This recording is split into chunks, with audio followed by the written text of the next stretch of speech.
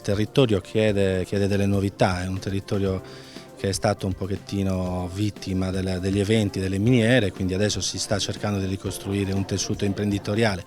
La convenzione tra Finsardegna e Sardex può essere uno strumento dove permette alle imprese di avere maggiori opportunità sia dal punto di vista bancario col Confidi, sia dal punto di vista proprio degli scambi commerciali con la rete del circuito Sardex. Quindi ci rivolgiamo, diciamo, allo stesso mercato.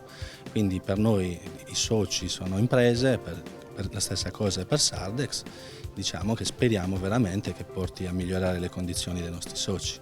Per noi rappresenta un'opportunità, quindi abbiamo accolto ovviamente anche la proposta che è stata fatta da Sardex e da Finsardegna. È un'opportunità per le nostre imprese in un momento magari così difficile, quindi può essere, come dire, una rete che si allarga e può essere anche valutabile come informazioni in più per una cosa che sta appena prendendo piede, insomma. Aspettative sono quelle appunto che la rete si allarghi e un'opportunità di dialogo e di discussione anche per le nostre imprese, ancora ripeto, in un momento particolare. Sono Andrea Piga, titolare dell'ottica Ergovision con sede in Gonnesa. Sono entrato al circuito Sardex circa 2 anni fa.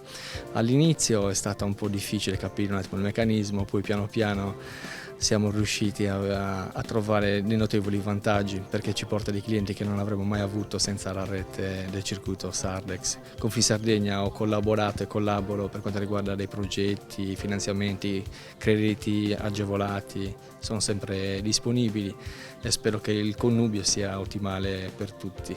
Siamo entrati nel circuito a dicembre 2014.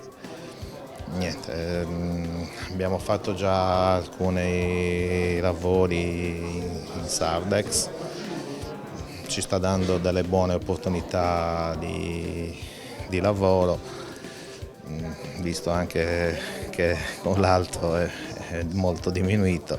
Ci sembra una cosa molto positiva, speriamo che entrino anche altre aziende come nel territorio, che più siamo più ci rende, più ci sono possibilità di collaborare tra aziende.